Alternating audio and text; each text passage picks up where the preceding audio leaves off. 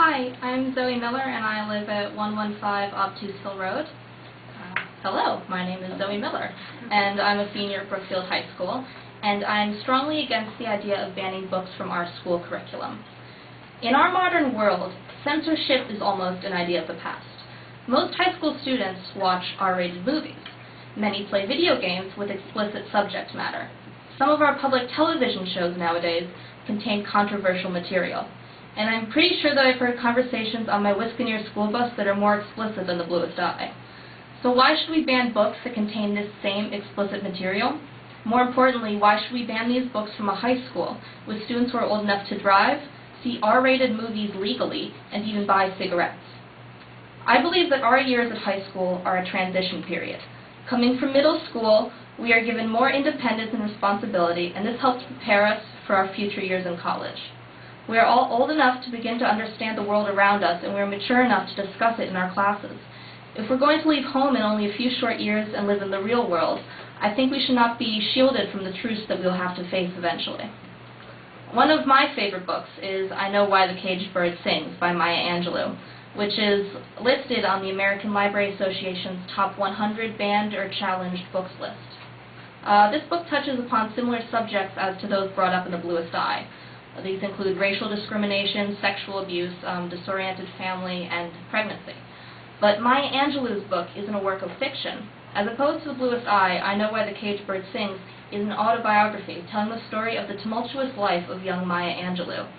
These events, no matter how explicit or controversial, still happen, and I think the school would be hindering our view of the world if they decide to eliminate these explicit subjects from the materials we study.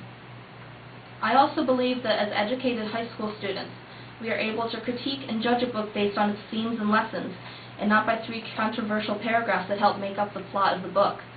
These books are clearly chosen as curriculum for a reason. They are all great pieces of literature. And I don't think that the power and greatness of a book can be summed up by an explicit section or a summary on Cliff Notes.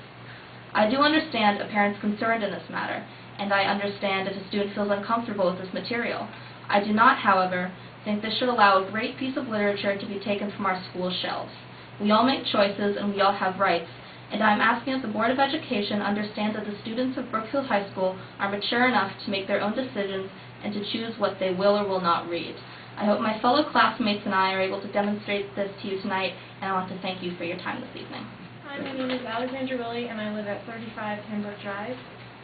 I'm currently a senior here at Brookfield, and for the past 3 years I was a part of the Humanities program, and this year I'm in Honors English 4.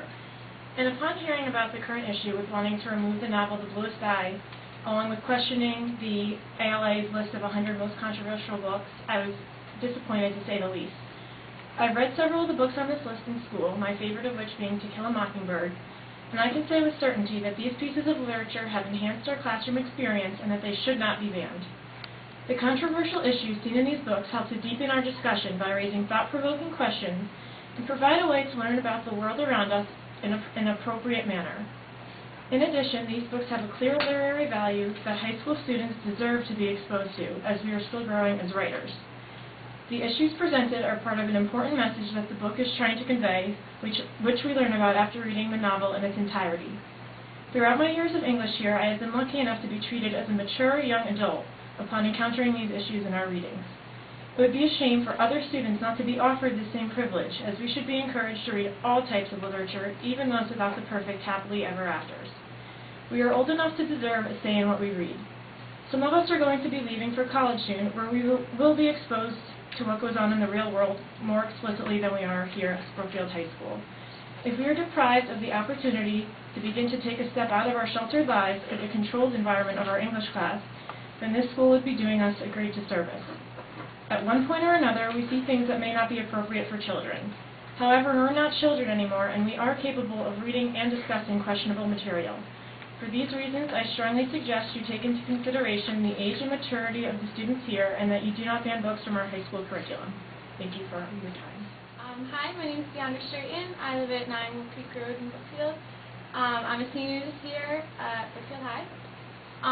And I came here to talk about the Bluest Eye thing, but also on a side note, this kindergarten thing, I don't know if people realize, but the students, like even in high school, are already stressed out enough, and I think I have a little sister who would be going into kindergarten next year, and honestly, she would be so stressed out in kindergarten, and I'm already stressed out as a senior. I can't imagine what it would be like for her to be stressed out like that at 5 years old, but that's just me. But anyway, I came here to talk about the Bluest Eye. I have read that book, unlike a lot of the people who are here. I'm in the humanities program, or I was. It was my choice to read that book. I read it because we were asked to write a research paper for that class. I know that we're talking about the Honors English program. I wasn't in that program, but I still chose to read this book. When I first saw the book, I didn't really know what it was going to be about. I looked it up when we were choosing books. We had a whole list of them to choose. I chose this book because I knew it was going to be about racism. I also knew that there was going to be some female subordination issues, which I think is the real intent of those themes that you've been hearing about. But I chose it because of the racism aspect that I want to write my paper. I have my paper here. It's 12 pages. I think you guys probably know you can't write 12 pages about incest. There's obviously a lot of other things going on in this book that I don't think everyone is aware of. You want to hear the thesis statement? My thesis statement was the psychological detriments of being in a white-dominated, prejudiced society as a young African-American female fundamentally influences a person's degree of self-acceptance. This is exhibited by Pekala, the main character in Toni Morrison's Bluest Eye, and many others in her social cycle. This paper, yeah, it did talk about female subordination, and it did reference some of those passages that you guys may have heard. But it talks about racism. It talks about these people, these African Americans who are living in poverty, who are being compared. You know why the title is Bluest Eye? It's because this little African American girl is jealous of these young white girls with blue eyes because she thinks they're beautiful and she doesn't think that she is. That's why this book was written. It was written to show a young girl growing up to define herself. And I think we need to realize that there are people who go through these kinds of things, and maybe they're not that, prevalent in Brookfield, but they happen. And people shouldn't take this out of the curriculum. I mean, this is the students' right to read this kind of thing. Toni Morrison was the last American author to win a Nobel Prize in literature. This is a work of art. It's not some racy novel that we're giving for kids to read because, oh my gosh, they're going to want to read about that, It's more than that. I mean, you can see the students here who came to support this cause.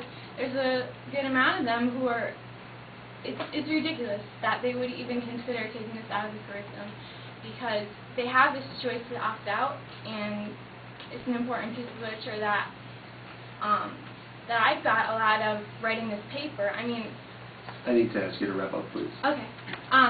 But I wrote this paper, and it helped me learn about literature and how to define the self. And I think that was the point of the book, and I think it's a really good piece of literature. And I would like you to consider that. Thank you. Thank you.